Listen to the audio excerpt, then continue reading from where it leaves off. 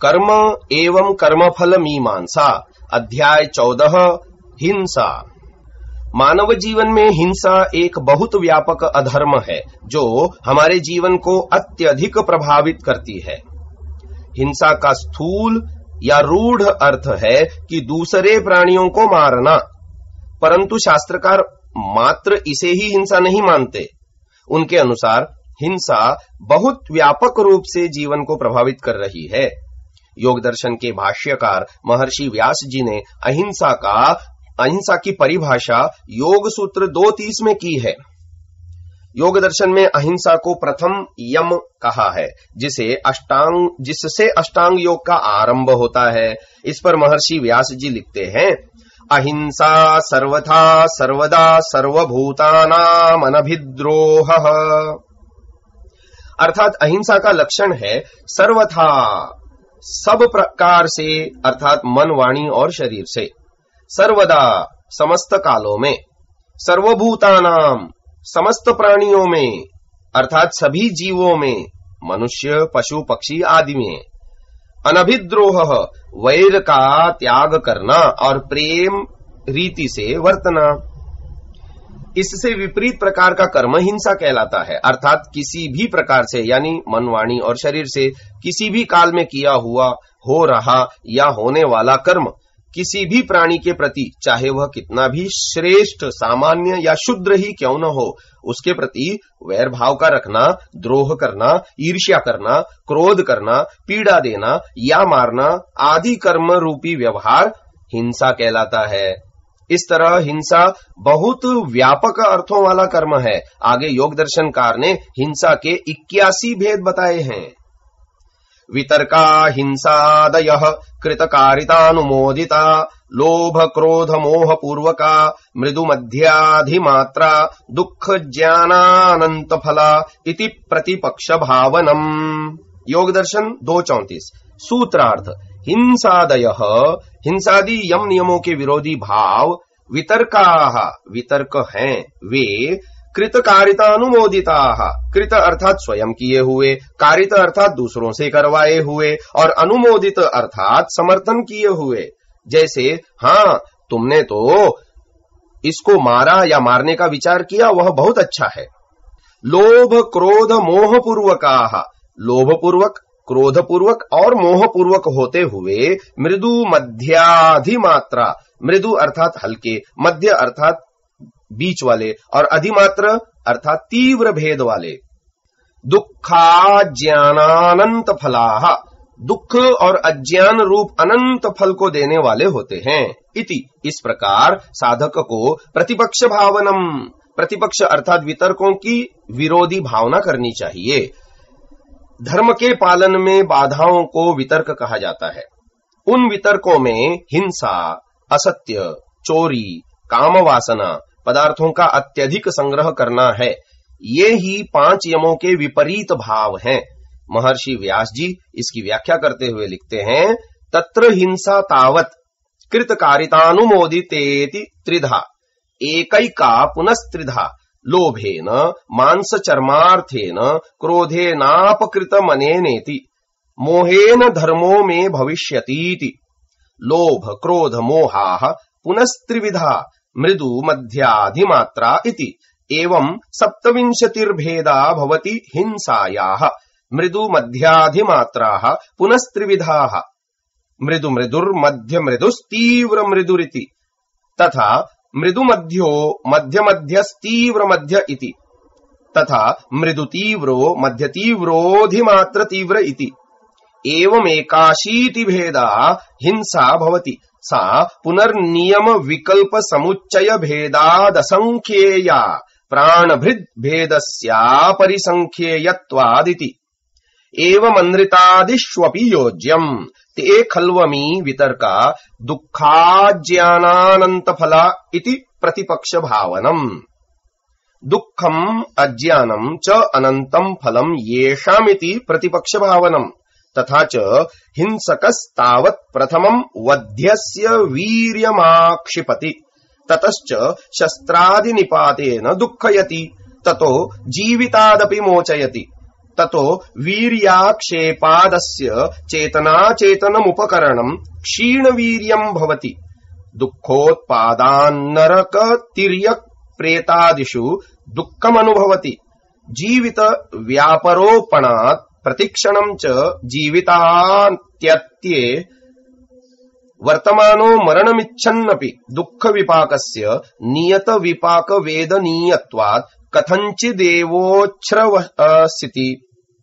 यदि च कथञ्चित् पुण्यावापगता हिंसा भवेत् तत्र सुखप्राप्तौ भवेदल्पायुरिति। एवमन्रिताद्विष्वपि योज्यं यथा संभवम्। एवं वितर्काणां चामुमेवानुगतं विपाकमनिष्टं भावयन्न वितर्केषु मनः प्रणिदधीत। तत्र उन सब वितर्कों में तावत प्रथम जो हिंसा है वह कृतकारिता अनुमोदिता, कृत अर्थात व्यक्ति द्वारा स्वयं की हुई, कारित अर्थात दूसरों से करवाई हुई, तथा अनुमोदित दूसरों द्वारा कृत हिंसा का अनुमोदन यानी समर्थन करना। जैसे किसी ने हमारे किसी शत्रु को मारा और हमारे द्वारा मन में यह सोचना कि उसने हमारे शत्रु को मारकर अच्छा किया क्योंकि वह बुरा आदमी था, यह मानसिक अनुमोदन हुआ। और यदि हम उस मारने वाले के पास जाकर उसे कहते हैं कि आपने अच्छा किया कि उसे मारा, वह बहुत दुष्ट था, तो यह वाणी के द्वारा उस हिंसा का अनुमोदन हुआ। और यदि हम उस मारने वाले को शरीर रूप से भी समर्थन करते हैं या उसकी पीठ थपथपाते हैं तो यह शारीरिक अनुमोदन हुआ। हिंसा का अनुमोदन करना भी हिंसा ही कहलाती है। इति त्रिधा, इस प्रकार ये तीन प्रकार की हिंसा है। एका एका पुनः त्रिधा, ये पूर्वोक्त तीन प्रकार की हिंसा प्रत्येक पुनः लोभ, क्रोध और मोह पूर्वक होने से तीन तीन प्रकार की है। लोभेन, लोभ के कारण कृत, कारित और अनुमोदित हिंसा।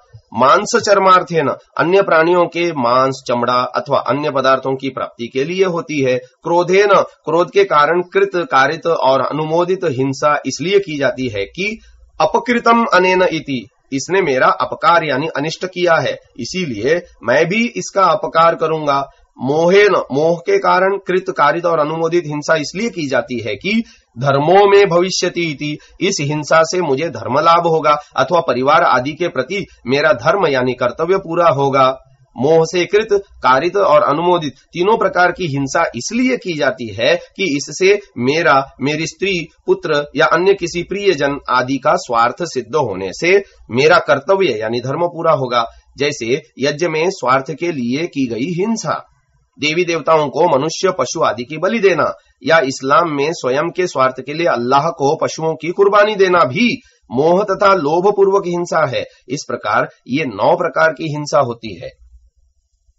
लोभ, क्रोध, मोहा, ये लोभ, क्रोध और मोह पुनः त्रिविधा, तीन तीन प्रकार के होते हैं। मृदु, मध्याधिमात्रा इति, मृदु यानी हल्के स्तर के, मध्य यानी मध्यम स्तर के और अधिमात्रे यानी तीव्र स्तर के।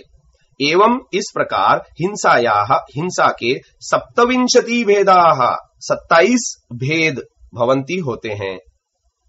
मृदु मध्याधिमात्राः, मृदु, मध्य और अधिमात्र, पुनः फिर त्रिविधाः, 3 प्रकार के होते हैं। जैसे मृदु मृदुर, मध्य मृदु, तीव्र मृदु इति। मृदु मृदु कुछ हल्के, मध्य मृदु मध्यम स्तर के हल्के तथा तीव्र मृदु अत्यंत हल्के। इस प्रकार मृदु के 3 भेद हुए। तथा वैसे ही मृदु मध्यो, मध्य मध्यस, तीव्र मध्य इति। मृदु मध्य कुछ मध्यम कोटि के, मध्य मध्य उससे अधिक मध्यम स्तर के तथा तीव्र मध्य अत्यंत मध्यम स्तर के। इस प्रकार मध्य के 3 भेद हुए। तथा वैसे ही मृदु तीव्रो, मध्य तीव्रोधिमात्र तीव्र इति। मृदु तीव्र हल्के प्रबल, मध्य तीव्र मध्य स्तर के प्रबल तथा अधिमात्र तीव्र अत्यंत प्रबल। इस प्रकार तीव्र स्तर के भी 3 भेद हुए। एवं इस प्रकार 81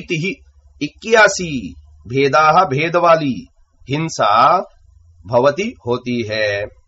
सा पुनः यह 81 भेद वाली हिंसा फिर नियम विकल्प समुच्चय भेदात, नियम विकल्प और समुच्चय के भेद से असंख्य या असंख्य यानी अगणित भेद वाली होती है, क्योंकि प्राणभृत भेदस्य नियम विकल्प और समुच्चय भेदों को करने वाले प्राणियों के भेद अपरिसंख्येयत्वात् इति असंख्य होने से नियम भेद से हिंसा का अर्थ है जैसे कोई मछुआ यह कहे कि मछली को ही मारूंगा अन्य जीवों को नहीं।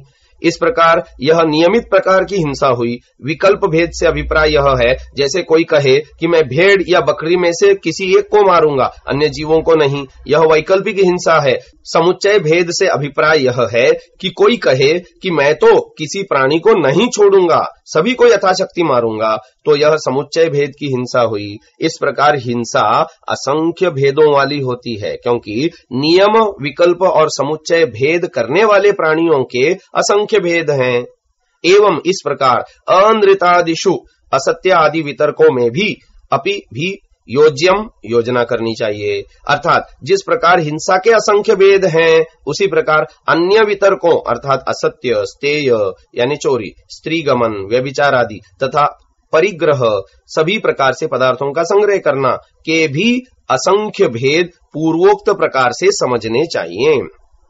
ते खलु अमी वितर्काः, वे ये समस्त प्रकार के वितर्क निश्चय से दुःखाज्ञानानंत फलाः, दुख और अज्ञान रूप अनंत फलों को देने वाले होते हैं। इति इस प्रकार विचार कर प्रतिपक्ष भावनम, प्रतिपक्ष यानी वितर्क विरोधी भावना करनी चाहिए। ये सभी वितर्क दुख रूप और अज्ञान रूप अनंत फलों को देने वाले हैं। वस्तुतः एक कर्म एक ही बार फल को देता है, अनंत काल तक फलों को नहीं दे सकता। यदि ऐसा न हो तो कर्मफल व्यवस्था नहीं बन सकेगी और अन्याय होगा। फिर यहाँ अनंत फल क्यों कहा गया? इसका उत्तर यह है कि जब व्यक्ति इन वितर्कों में फंसकर संसार चक्र की जन्म मरण की अंध श्रृंखला में फंस जाता है, तो निरंतर इन्हीं के संस्कारों से प्रभावित इन्हीं कर्मों को करता और उनका दुख रूपी फल भोगता रहने के कारण से इनसे छूटने की आशा नहीं रहती। इसी कारण इन्हें अनंत फल वाला कहा गया है।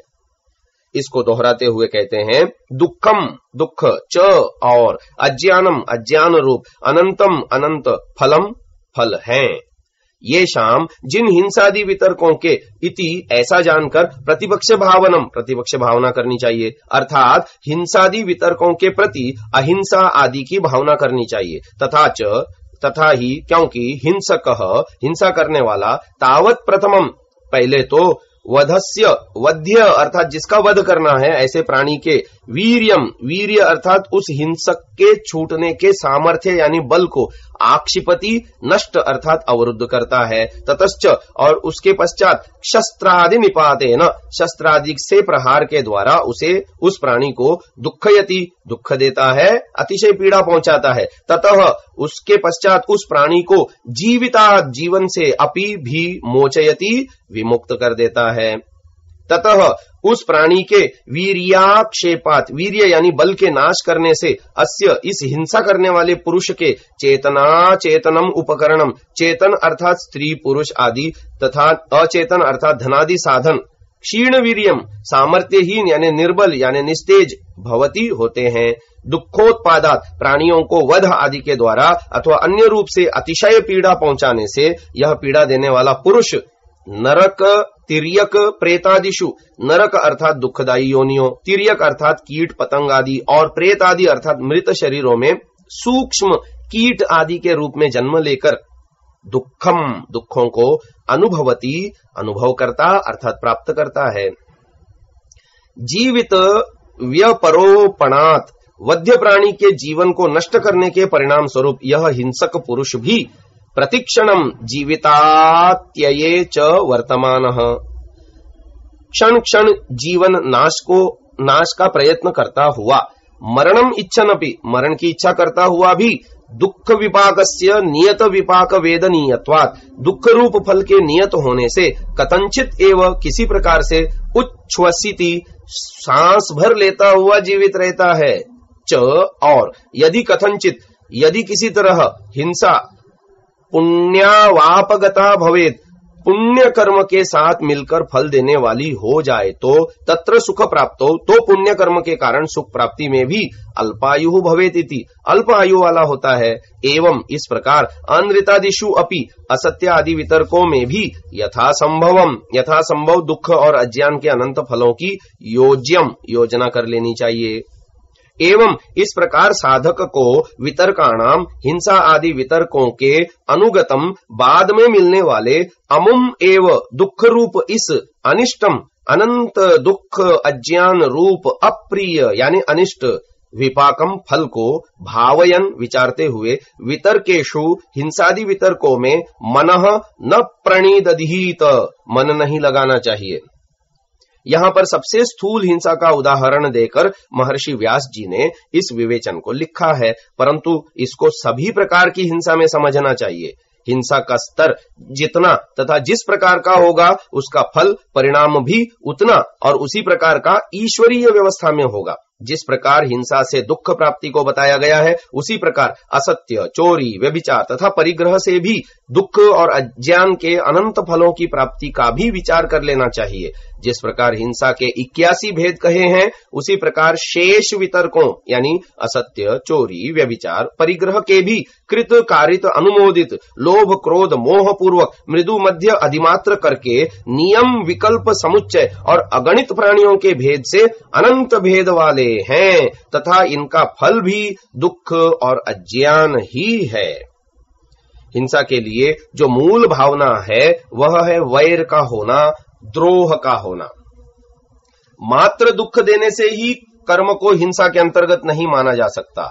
जैसे पहला, माता पिता का पुत्रादि को अपराध पर दंड देना। दूसरा, आचार्य का शिष्य को अपराध पर दंड देना। तीसरा, राजा तथा न्यायाधीश का अपराधी को यथायोग्य दंड देना तथा सामाजिक व्यवस्था को सुचारू रूप रखना। चौथा, जल्लाद द्वारा मृत्युदंड पाए हुए अपराधी को फांसी देना। पांचवा, राष्ट्र की सीमा पर सेना द्वारा शत्रु के आक्रमण आदि स्थितियों में अपने अधिकारियों अथवा राजा के आदेश पर राष्ट्र की रक्षा हेतु शत्रुओं को मार डालना।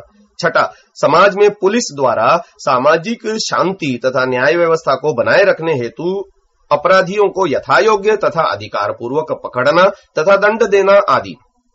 उपरोक्त सभी उदाहरणों में दूसरे को दुख प्राप्त तो होता हुआ भी, प्राण हरण होता हुआ भी कर्म हिंसा की श्रेणी में नहीं आता, परंतु यदि इसी कर्म में वैर का समावेश हो जाए, अर्थात कर्म वैर या द्रोह के कारण किया जाए, तो दुख यथायोग्य नहीं होगा तथा कर्म अनधिकार पूर्वक हो जाएगा, अतएव हिंसा कहलाएगी।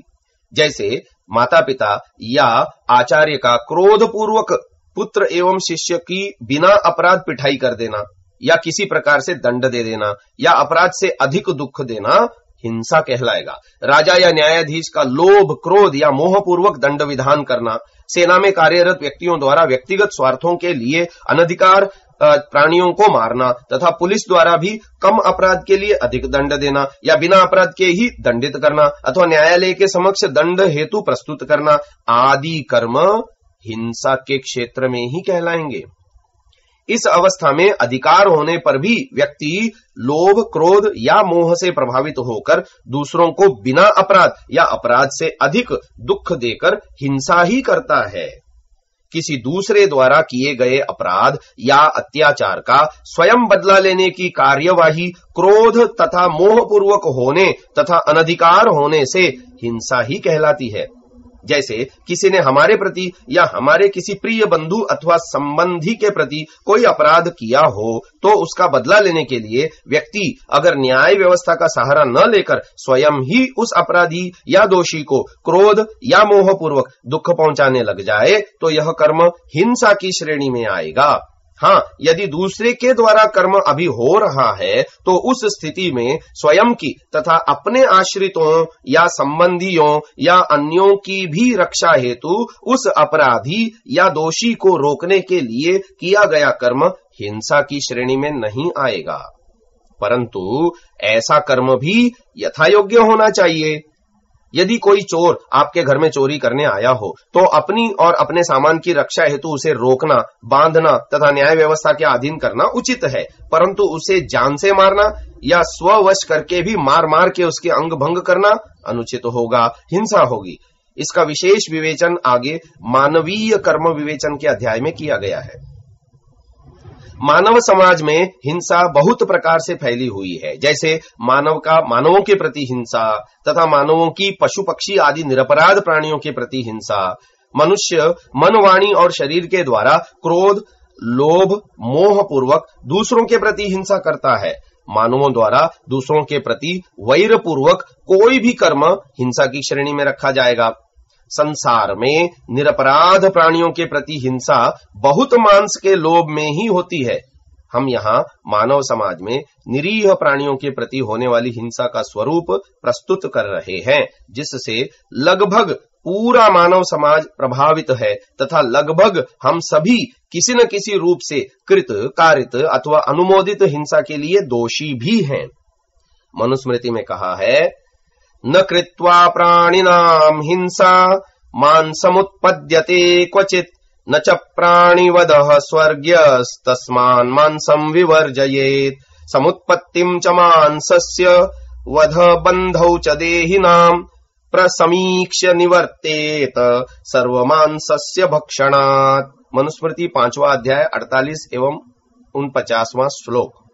अर्थात प्राणियों की हिंसा किए बिना कभी मांस प्राप्त नहीं होता और जीवों की हत्या करना सुखदायक नहीं है। इस कारण मांस नहीं खाना चाहिए और मांस की उत्पत्ति जैसे होती है उसको प्राणियों की हत्या और बंधन के कष्टों को देखकर सब प्रकार के मांस भक्षण से दूर रहें। मात्र प्राणियों को मारने और खाने वाले ही हिंसा के दोषी नहीं हैं, परंतु अनुमंता, विशसिता, निहंता, क्रय विक्रयी, संस्कर्ता चोपहर्ता च खादकश्चेति घातकाः। मनुस्मृति 5वां अध्याय 51वां श्लोक। अर्थात मारने की आज्ञा देने वाला, मांस को काटने वाला, पशु को मारने वाला, पशुओं को मारने के लिए मोल लेने वाला और बेचने वाला, मांस को पकाने वाला, परोसने वाला और खाने वाला, इस प्रकार 8 प्रकार के मनुष्य घातक अर्थात हिंसक हैं, अर्थात ये सभी पापी हैं। इस प्रकार मांस तथा मांस के उत्पादों को प्रयोग करने वाले, जैसे चमड़े की पेटियां, जूते, जैकेट आदि पहनने के वस्त्र, सजावट के सामान आदि के क्रेता विक्रेता भी हिंसा के दोषी हैं, क्योंकि यह भी अनुमोदित हिंसा का ही रूप है।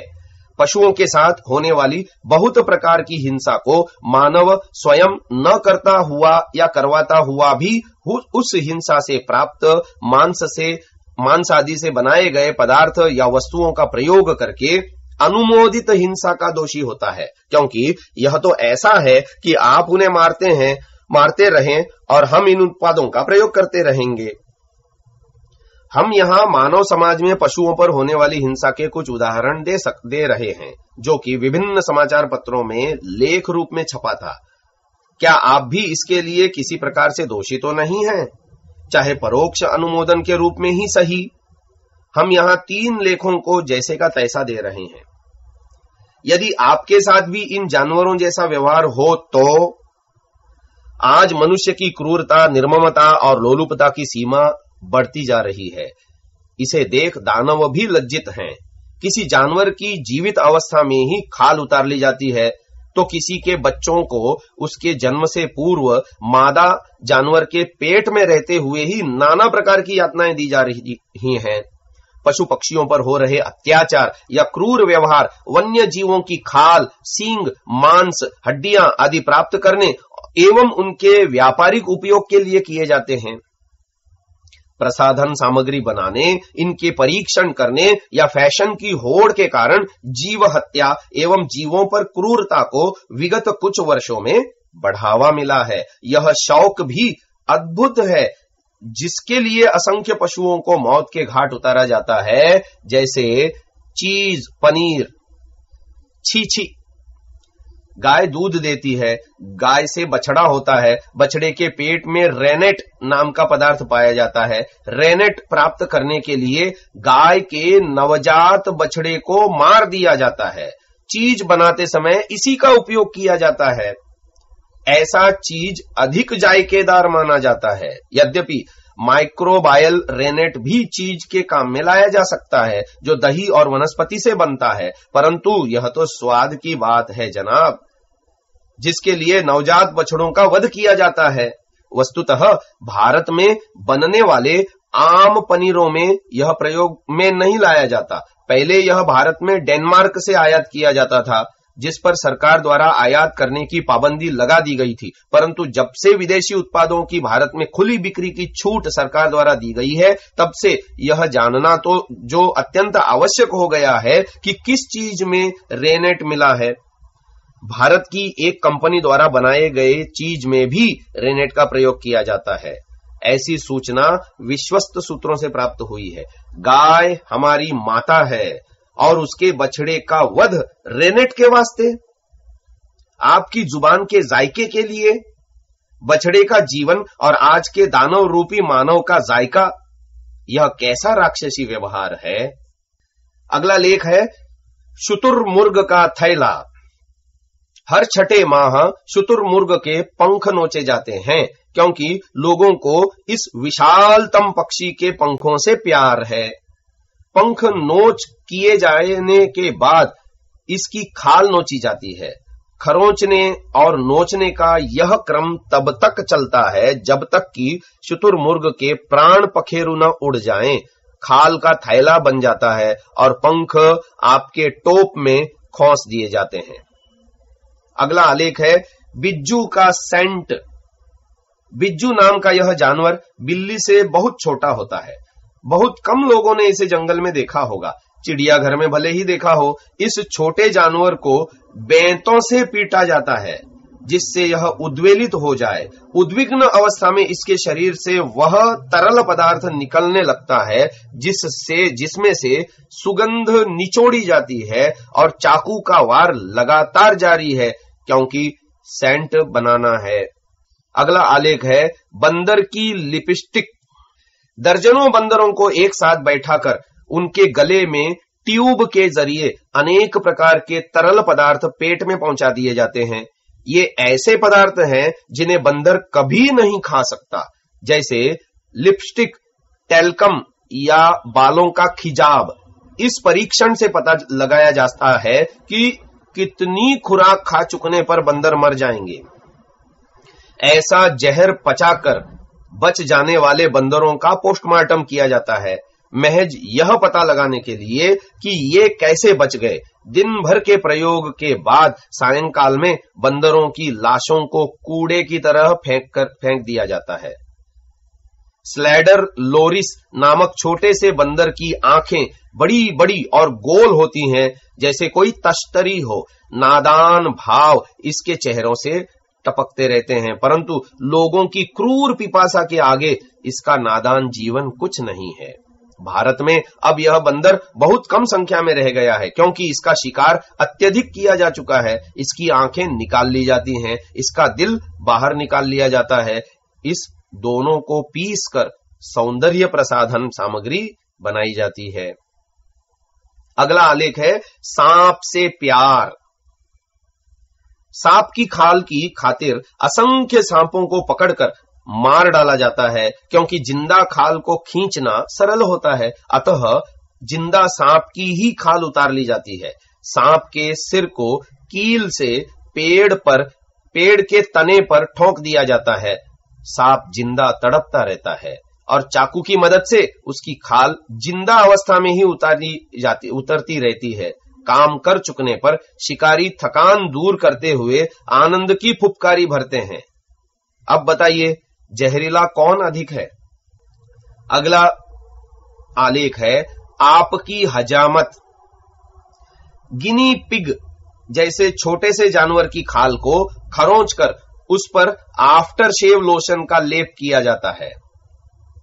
परीक्षण के रूप में यह पता लगाया जाता है कि यह लोशन आदमियों के गाल पर कहीं फोड़े, खाज या खुजली का रिएक्शन न कर दे। अतः गिनी पिग की खाल खरोंची जाती है।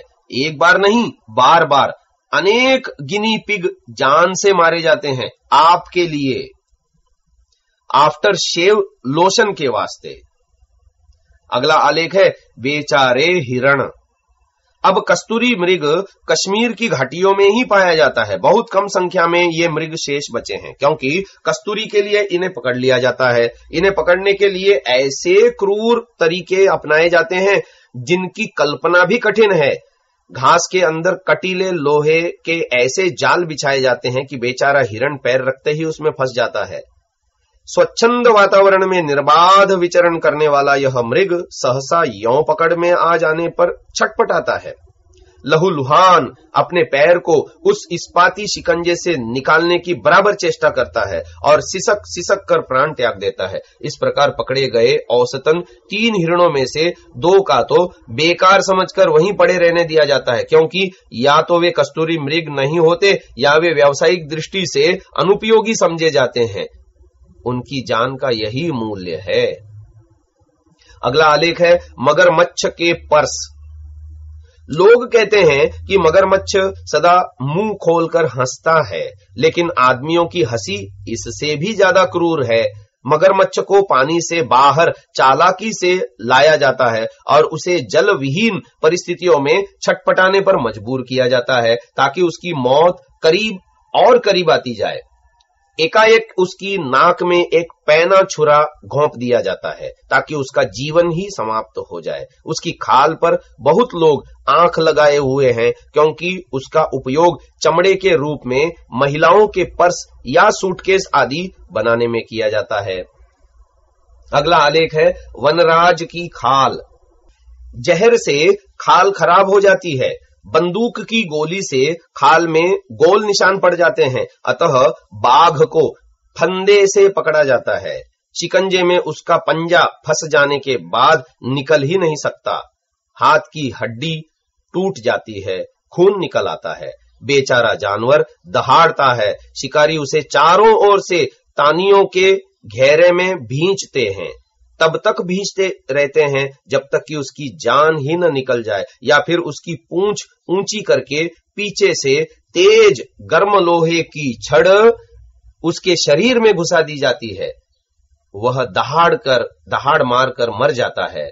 बघेरे या बाघ की खाल जिंदा एवं साबुत बिना किसी निशान के बच जाती है।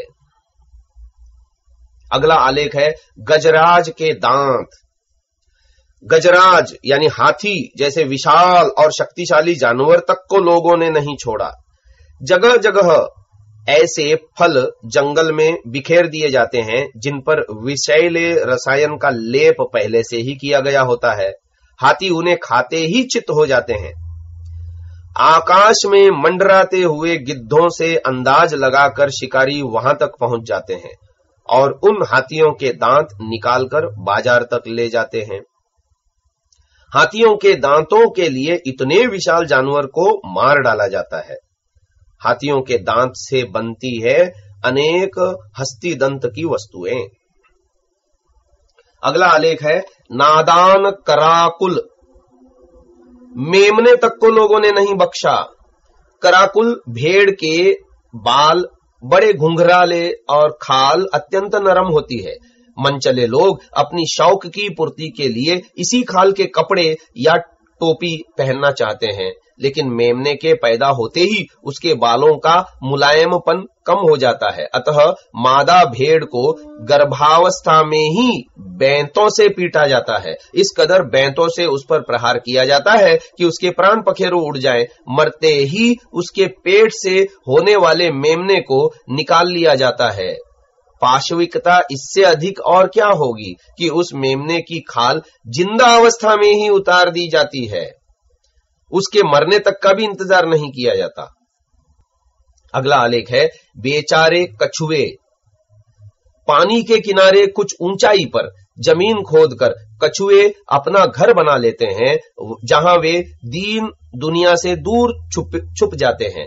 बेचारे कछुए को क्या पता, उनके पांव तले की जमीन एकाएक सरका दी जाती है और वे इस प्रकार उल्टे लुढ़क जाते हैं कि सहसा सीधे ही नहीं हो पाते। उनके शरीर के कोमल अंगों को तनिक धूप दिखाकर टुकड़े टुकड़े कर दिया जाता है। कारखानों में भेजकर इससे एक विशिष्ट तेल निकाला जाता है। जिसका उपयोग प्रसाधन सामग्री के रूप में किया जाता है। इस प्रकार कछुआ समुद्र तट से आपके कमरे में प्रसाधन सामग्री के रूप में पहुंच जाता है। अगला आलेख है नेवले की खाल। नेवला डरपोक होता है। कई लोग इसे पालतू बना लेते हैं, परंतु शिकारी लोग इसे लोहे की गर्म छड़ों से पीट कर बेहोश कर देते हैं या फिर इनके बिल में से इसका मुंह बाहर निकलते ही शिकंजे में इसकी गर्दन दबा ली जाती है। शिकंजे में जरा मोड़ते ही इसकी गर्दन टूट जाती है।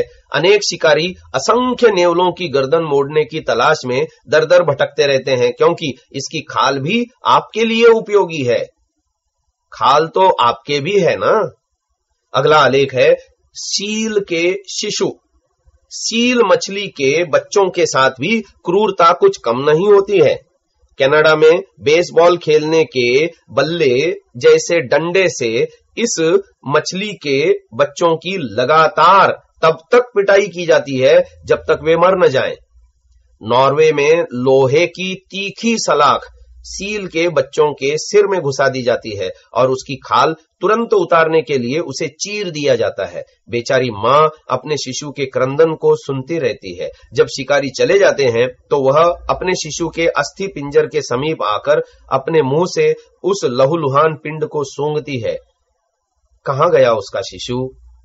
वह तो सदा के लिए विलुप्त हो गया, पर उसकी खाल किसी रईस का कोट बन गई। अगला आलेख है सूअर के बाल। सूअर के बाल उखाड़ने में भी इसी प्रकार की क्रूरता अपनाई जाती है। नाना प्रकार के उत्पादों में इन बालों का प्रयोग किया जाता है, परंतु क्यों? क्या सूअर के बाल के बिना काम नहीं चलता? नगरों में सूअर के वध के दृश्य आसानी से देखे जा सकते हैं। जिंदा सूअर को हाथ पैर बांधकर आग की लपेटों में सेंका जाता है, सिर्फ स्वाद के लिए। अगला आलेख है मिंक की मौत। मिंक नाम की जानवर पानी में रहता है और इसके बाहर भी। इसका कसूर सिर्फ इतना है कि मुलायम बाल वाली इसकी खाल अत्यंत मोहक एवं लुभावनी होती है, अतः मिंक पर भी कहर ढाया जा रहा है। रईस लोगों के कोट की खातिर मिंक का व्यापक वध हो रहा है। चिंचिला नामक दक्षिणी अमेरिका के जानवर को भी मिंक की भांति अकारण सजाए मौत सहनी पड़ती है। अगला आलेख है बीवरों की खाल। चूहे जैसा यह जानवर होता है बीवर। इसके शरीर से निकला तेल सौंदर्य प्रसाधन सामग्री बनाने के काम आता है। इसकी खाल के कोट बनते हैं। छोटा सा यह जानवर रुमाल बराबर है। करीब 60 ऐसे जानवरों की खाल से एक व्यक्ति का कोट बनता है। अगला आलेख है कुत्ते के कान। कुत्ता तो सर्वाधिक ईमानदार अंगरक्षक होता है, लेकिन आदमी उसकी जान का भी भक्षक बनता जा रहा है। बेशकीमती नस्ल के कुत्तों को एक साथ खड़ा करके उनके शरीर में विद्युत का करंट प्रवाहित किया जाता है। कांपते, सिहरते, कपाते हुए कुत्तों का झुंड दम तोड़ देता है। इनके नर्म कान का उपयोग अपने शौक के लिए, आपके पर्स बनाने के लिए होता है। इसके लिए उपाय भी हैं। वन्य जीवों के साथ ऐसे क्रूर व्यवहार करने के लिए विदेशी व्यापारियों को भारत एक बड़ी मंडी नजर आती है, क्योंकि यहां पशु पक्षी काफी संख्या में हैं। ऐसे वन्य जीवों को अनैतिक एवं गैर कानूनी व्यापार भी जोरों पर है। खाल, सींग, प्रसाधन सामग्री और जीभ के स्वाद आदि की खातिर मानवता को ताक में उठाकर रख दिया जाता है। अधिकांशतः विज्ञान की प्रगति से अब रासायनिक रूप से बने पदार्थ उपलब्ध हैं, जो उसी उपयोग में लाए जा सकते हैं जिसके लिए पशुओं का वध किया जाता है। व्हेल मछली के तेल के स्थान पर सिंथेटिक तेल बनाया जा चुका है, जिसका प्रयोग उतना ही असरदार है।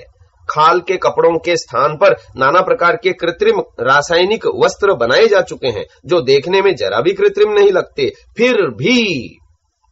फिर भी पशु पक्षियों की हत्या और उनके साथ अमानवीय व्यवहार जारी है। औसतन एक जानवर को जिंदा पकड़ने या एक स्थान से दूसरे स्थान पर भेजने में 5-7 जानवर मर जाते हैं। हाल ही में 20 लाख जिंदा मगरमच्छ अंतरराष्ट्रीय जगत में बिकने के लिए एक देश से दूसरे देश में लाए गए, परंतु इनमें से आधे तो रास्ते में ही मर गए। और आप जरा सोचिए, इस प्रकार की क्रूरता का निवारण किस प्रकार किया जा सकता है? आप मानव हैं, आप में मानवीयता है, तो फिर चुप क्यों हैं? पशुओं पर हो रही क्रूरता के निवारण में आपका योगदान भी तो अत्यंत महत्वपूर्ण हो सकता है। ऐसे में लावण्यमय जानवरों या वन्य जीवों का ऐसी क्रूरता से वध करने का अधिकार आपको किसने दिया?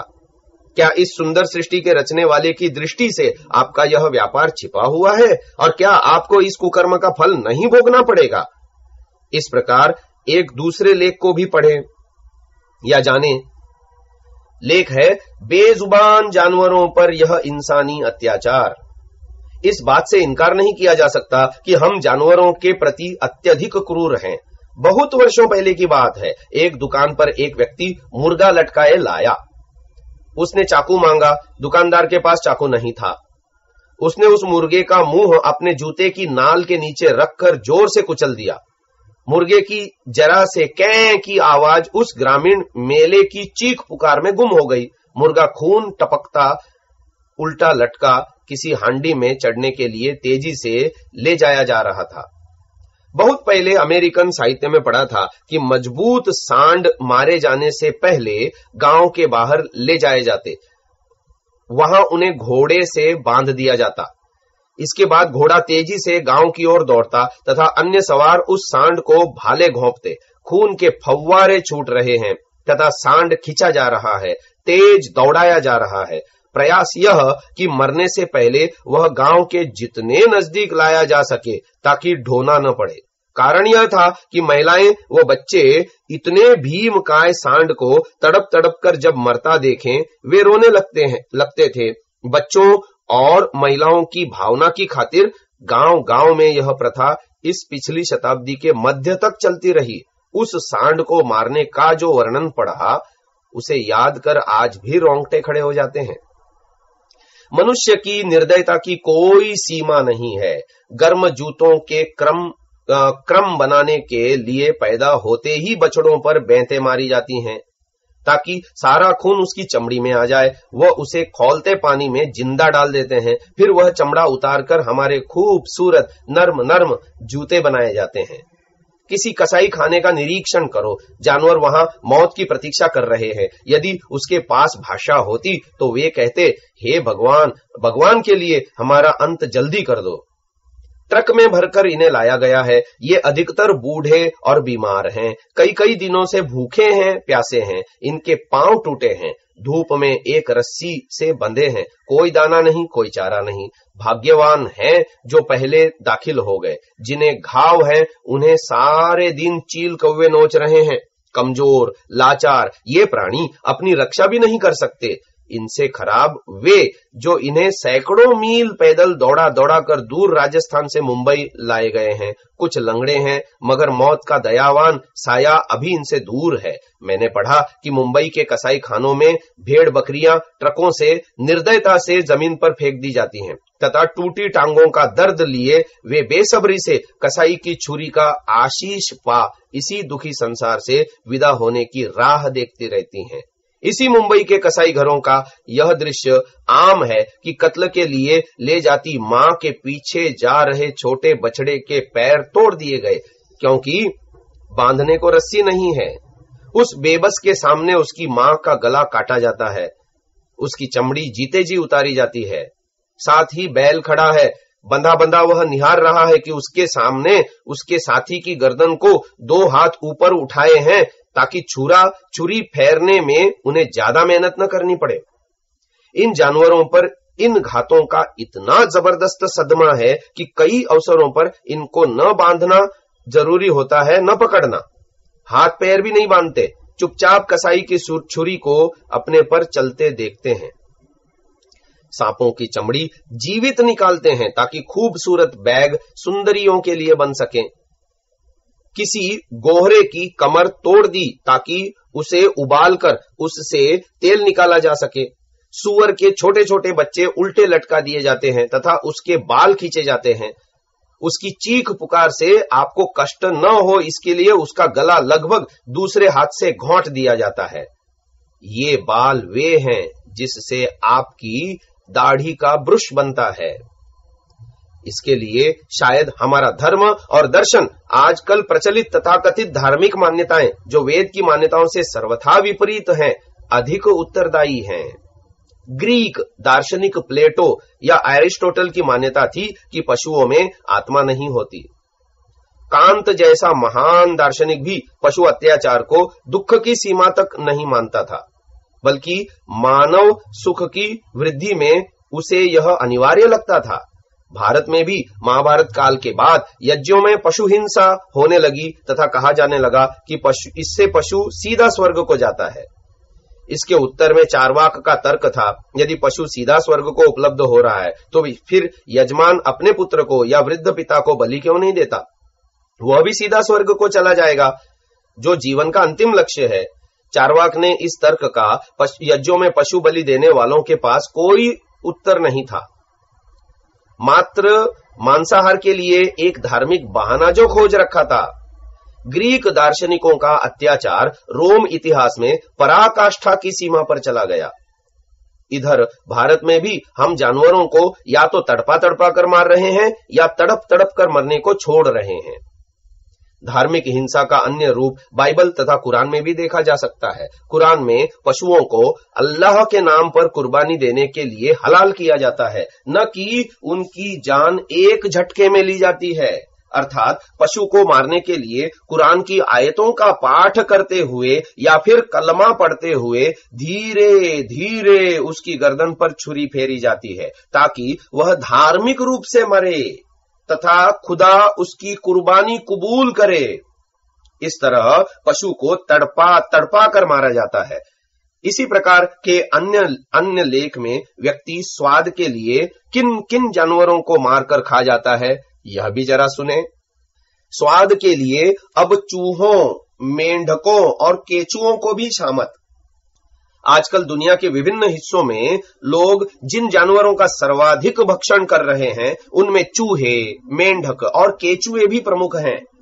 एक अधिकृत जानकारी के अनुसार आहार के रूप में विश्व में प्रतिवर्ष 10 लाख से भी ज्यादा चूहों की खपत होती है। यह जानकारी इस पुस्तक को लिखे जाने से लगभग 15 से 20 वर्ष पुरानी है। अब तो यह संख्या कई अधिक होगी। यही बात आगे आने वाली संख्याओं के बारे में भी जानना चाहिए। चूहों को भूनकर, तलकर या उबालकर पकाया जाता है। चूहे खाने वालों का मानना है कि इस जंतु में मुर्गी की तरह प्रोटीन तत्व अधिक और चर्बी कम होती है। एशिया, अफ्रीका और अमेरिका के अनेक देशों में खाद्य पदार्थों में चूहे का व्यापक उपयोग होता है।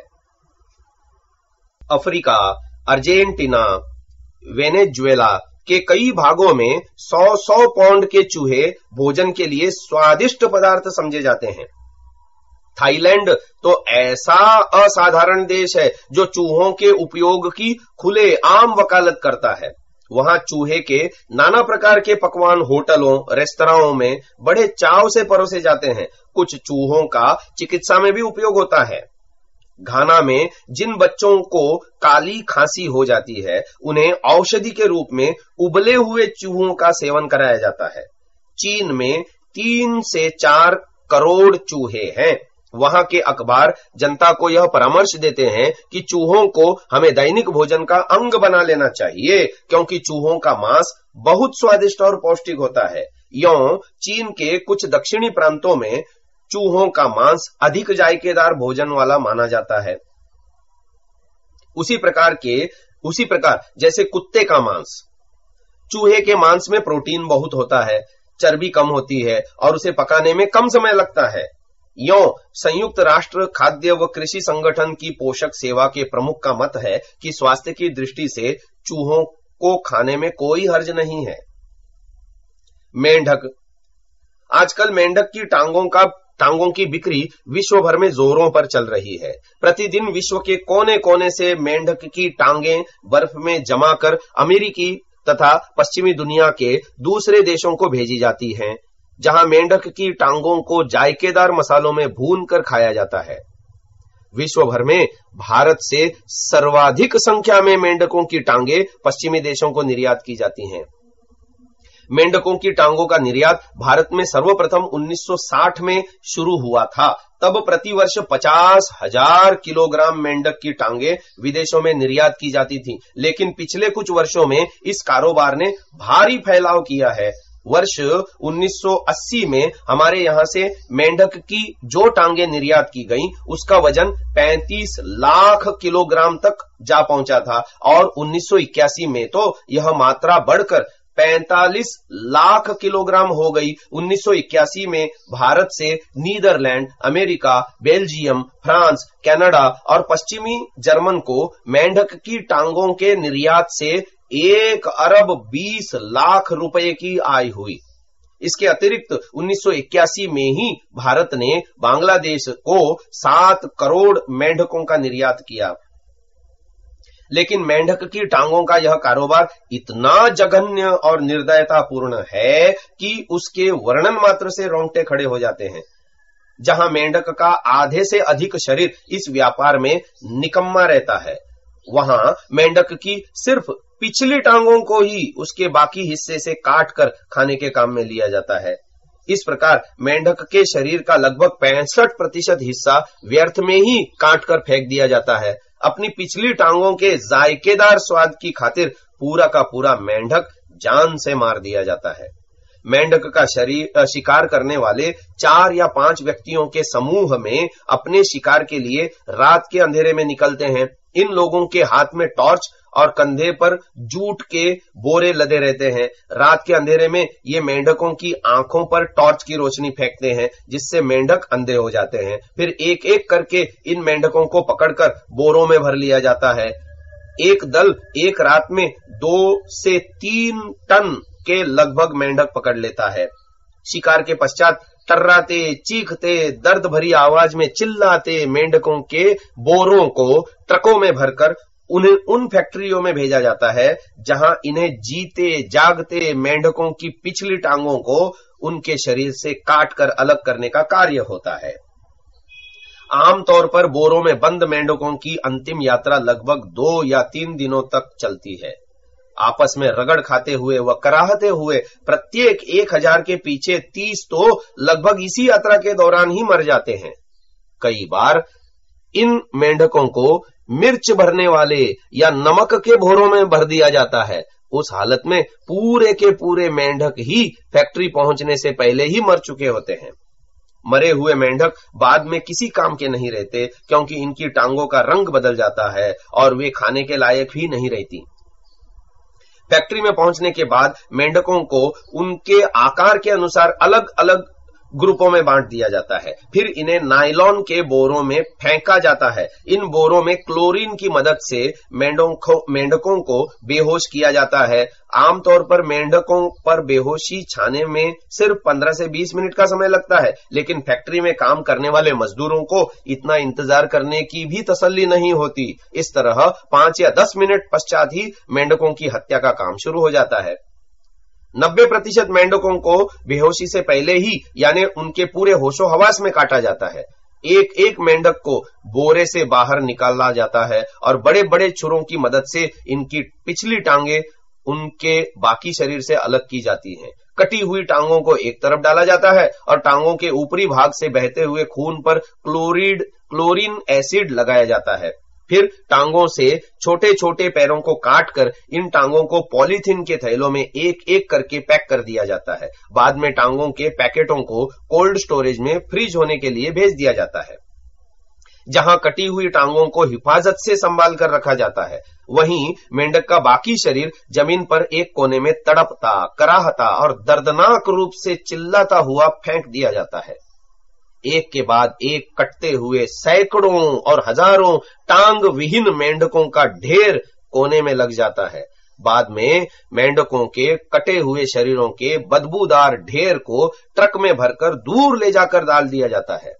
दर्द और खून से लथपथ ये कटी टांग वाले मेंढक कराहते और दर्दनाक रुदन करते हुए 5 या 6 घंटे बाद मर जाते हैं। इन्हें फिर चील, कौवे या गिद्ध या कुत्ते खा जाते हैं। बहरहाल मेंढक की टांगें विदेशी होटलों में शाही मेहमानों को ऊंची कीमत पर बड़े लुत्फ के साथ परोसी जाती हैं। कितना घृणित है यह मानव समाज का नक्शा। इंसान नाम का यह पशु पैसे के लिए इन बेजुबान जानवरों पर कितना कितना अत्याचार करता है। अगला आलेख है केंचुए। मेंढक की टांग जैसे ही शौक से खाया जाता है, कुल बुलाने वाला केंचुआ। जमीन पर रेंग कर चलने वाला यह जीव लंबाई और गोलाई में तरह तरह का होता है। प्रशांत द्वीप समूह में केंचुए 1 इंच लंबे होते हैं, जबकि ऑस्ट्रेलियाई केंचुओं की लंबाई 8 फुट तक भी देखी जा सकती है। दुनिया की कई जातियों के लिए केंचुआ बहुत स्वादिष्ट भोजन बन गया है। हमें भले ही यह सोचकर मितली आती हो कि भला यह रेंगने वाला जीव भी कोई खाने की चीज है, पर जो लोग इसे खाते हैं उन्हें यह बहुत पसंद आता है। अफ्रीका में हर तरह के केंचुए खाए जाते हैं, और वह भी एकदम कच्चे। खाने वालों का यह कहना है कि इसका स्वाद कुछ तीखा जरूर होता है, पर मधुर भी। ऑस्ट्रेलिया के 8 फुट लंबे और 3 इंच गोल दैत्याकार केंचुओं को भी लोगों ने भून कर खाया है। उनका कहना है इसका स्वाद पोर्क सॉसेज से भी कतई भिन्न नहीं है। अमेरिकियों ने केंचुए से तरह तरह के व्यंजन बनाने के प्रयोग किए हैं। लॉस एंजलिस में हर साल एक प्रतियोगिता होती है, जिसमें केंचुए से तैयार किए गए सर्वश्रेष्ठ पकवान को पुरस्कृत किया जाता है। चीनियों को जब किसी स्वास्थ्यवर्धक भोजन की आवश्यकता महसूस होती है, तब तले हुए केंचुओं की एक प्लेट उन्हें सबसे ज्यादा उपयुक्त नजर आती है। लोगों का मानना है कि केंचुआ विटामिन डी से भरपूर खुराक है। सबसे निर्दयतापूर्वक बात यह है कि केंचुए के विभिन्न पकवान बनाने के लिए उन्हें पहले मारने की आवश्यकता नहीं समझी जाती, अपितु जीवित ही उन्हें भुना, तला या पकाया जाता है। चीन में निर्दयता की चरम सीमा। वैसे हर तरह के जानवर को खाने के मामले में चीनियों का दुनिया में कोई जवाब नहीं है। एक चीनी रेस्तरां के मेनू कार्ड का मुआयना भर आपको तिलमिला कर रख देगा। जरा वहां परोसी जाने वाली चीजों के नाम तो पढ़िए। सांप का मांस, सालम अमरीकी चूहे, कुत्ते के मांस की चटनी, बंदर की सीरी का सूप, मसालेदार समुद्री कछुआ, तला मेंढक, चीते की रान का मांस, अजगर का सूप, बिल्ली का ताजा मांस, आदि आदि। चीन में जंगली बिल्ली का मांस हर मौसम में खाया जाता है। एक बड़े होटल में औसत 8 से 90 बिल्लियां रोज मारी जाती हैं। इससे बड़ी भयंकरता और क्या होगी कि कई होटलों में पहले ग्राहक को जीवित बिल्ली दिखा दी जाती है और फिर उसे खौलते हुए पानी में जिंदा डाल दिया जाता है। 2-3 मिनट के बाद उसे वहां से निकालकर उसे काटा जाता है। कभी कभी इस अवस्था में बिल्ली जिंदी होती है, फिर उसे ग्राहक की मनपसंद स्वाद के अनुसार तला या पकाया जाता है। चीन के यूनान प्रांत और होपियो में बंदरों को भी मारकर खाया जाता है। कैंटन में तो एक रेस्तरां है जहां केवल सांप ही पकते हैं। ग्राहक को मनपसंद जिंदा सांप पहले दिखा दिया जाता है और फिर हाथों हाथ मारकर तुरंत फुरत पकाया और ग्राहक को परोसा जाता है। चीनी रसोइये एक ही बात की शेखी बगाड़ते नहीं थकते कि ऐसा कोई भी जीव जंतु जो चलता हो, तैरता हो या उड़ता हो, उससे लाजवाब खाना तैयार कर सकते हैं। और सर्दियां तो चटपटी, तली और भुनी चीजें खाने को मौसम है। इन रसोइयों का कहना है कि कुछ विशेष खाने तो साल भर बनाए जा सकते हैं, लेकिन सर्दियों का मतलब है सांप, भालू के पंजे, चूहे, पिल्ले तथा बंदरों की बहार। ऐसा नहीं है कि सर्दियों में अन्य पारंपरिक मांस नहीं खाए जाते। मछली, मुर्गी इत्यादि भी भोजन में शामिल रहता है। उनका कहना है कि हमारी विशेषता मांस को भाप से पकाना या जड़ी बूटियों के सत से तैयार सूप में घंटों भिगोकर उबालना और खाने को गर्मा गर्म परोसना है। उनका विश्वास है कि इससे पुरुषत्व बनता है और रोग कोसों दूर रहते हैं। सांप के मांस को सब्जियों के साथ भूनकर सूप के साथ खाने से दांत का दर्द दूर हो जाता है। तथा रक्तवर्धक भी होता है। यही नहीं, उनका कहना है कि अगर सांप के पित्त को शराब के साथ मिलाकर पिया जाए तो इससे आंख की रोशनी बढ़ती है। लेकिन सांप का सबसे लोकप्रिय व्यंजन dragon and tiger locked in a battle है। इस अजीबोगरीब नाम वाले व्यंजन में 3 तरह के विषैले सांपों का मांस होता है। उन्हें तेंदुए के मांस के साथ भाप में पकाया जाता है। पक जाने पर इसे नींबू की पत्ती और डहेलिया की पंखुड़ियों में सजाकर पेश करते हैं। इस तरह के शाही ठाठ और नफासत से तैयार होने वाला मांस हर समय यहां उपलब्ध नहीं होता है और बाजार में आते ही गायब हो जाता है। कुछ वर्ष पूर्व बाहर बंगाली शेर चोरी छिपे यहां बाजार में लाए गए। इससे पहले कि पशु प्रेमियों को हवा मिलती वे कुछ आवाज उठाते, उन्हें हलाल कर दिया गया। भीड़ उनके मांस और हड्डियों की खरीद के लिए टूट पड़ी थी।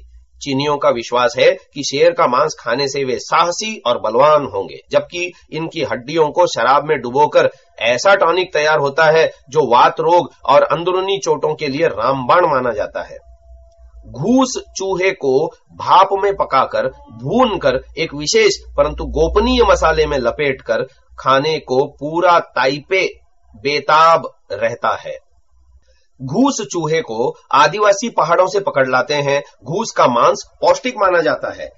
चीनी मूल के कई देशों में कॉकरोच को जिंदा तला या भुना हुआ खाया जाता है। सिंगापुर में एक रसोइये ने जिंदा मछली को तलने का प्रदर्शन किया, जिसमें कई बार तले जाने के बाद भी मछली प्लेट में जिंदा तड़पती अवस्था में होती है। इसे देख मांसाहारियों ने भी इसे अमानवीय बताया। इन सभी जानवरों का मांस खाने के लिए उनके मरने तक का इंतजार भी नहीं किया जाता, अपितु अपनी सुविधा अनुसार इन्हें मारा जाता है। मांस खाने के लिए जानवरों को मारना अमानवीय, बर्बरतापूर्ण, अनैतिक तथा मानवता के नाम पर कलंक और निरा जंगलीपन है। एक अन्य लेख के अनुसार चांदी का वर्क, जो सामान्य तौर पर शाकाहारी व्यंजनों के रूप में प्रयोग किया जाता है, उसे बनाने की विधि सुनकर आप दंग रह जाएंगे तथा अपना माथा पीट लेंगे। चांदी के वर्क मांसाहारी हैं। क्या आप भोजन के अंत में पान, मिठाई या खुशबूदार सुपारी खाना पसंद करते हैं? इन चीजों पर वर्क लगा होता है। घर में त्योहारों पर बनने वाली मिठाई पर वर्क होता है। यह चांदी का वर्क महंगा नहीं होता। यह चांदी का वर्क कैसे बनता है, इसकी असलियत समझकर शाकाहारी लोग अपना कलेजा थाम लेंगे। बैल की आंत की तहों की किताब सी बनाकर उसमें चांदी की पतली पत्ती रखकर वर्क बनाया जाता है। बैल को बूचड़ खाने में मारने के बाद उसकी आंतें निकालकर फौरन वर्क बनाने वाले को बेच दी जाती हैं। पुरानी आंतों से बनी चमड़ी काम नहीं आती, क्योंकि कुछ ही घंटों बाद उसमें लचक जाती रहती है। वर्क बनाने वाला आंतों से खून, टट्टी और मांस साफ करके उसके टुकड़े टुकड़े कर देता है और एक के ऊपर एक रखकर तहों की किताब सी बना लेता है। किताब के एक एक पन्ने में चांदी या सोने के टुकड़े रखकर हथौड़े से मारता रहता है। ऐसा करने से चांदी या सोने की पतली पत्ती होते होते वर्क का रूप धारण कर लेती है। बैल की आंतें इतनी मजबूत होती हैं कि लगातार हथौड़े मारने पर भी उनका कुछ नहीं बिगड़ता और फिर इनमें रखी चांदी की पत्ती इधर उधर नहीं होती। हथौड़े मारने से बैल की आंत का कुछ अंश अवश्य ही वर्क में मिल जाता है। इसके बाद वर्क वाला यह वर्क हलवाइयों और मीठी सुपारी बनाने वालों को थोक में बेच देता है। छोटे पैमाने पर वर्क तैयार करने वाले लोग मंदिरों को वर्क बेचते हैं। यहाँ वर्क को प्रसाद पर चढ़ाया जाता है और इस तरह शाकाहारी प्रभु भक्त भी अनजाने में वर्क के रूप में मांस खा जाते हैं। यह वर्क गंदी चीज तो है ही, मांसाहार भी है। मांस खाने वाले भी आंत नहीं खाते। और तो और मेरा तो यह मत है कि यह वर्क सुपारी और मिठाई आदि को भी मांसाहार बना देता है। कुछ वर्ष पूर्व इंडियन एयरलाइंस को जब यह तथ्य पता चला कि वर्क शाकाहारी नहीं है, तभी से भारतीय विमानों में परोसे जाने वाली मिठाई पर वर्क नहीं चढ़ाया जाता। मिठाई के शौकीन शाकाहारी लोग अब तक बैल की कई मील लंबी आंतों को खा चुके होंगे। इति मेनका गांधी, पर्यावरण डाइजेस्ट से साभार। अगला आलेख है रेशम के कपड़े।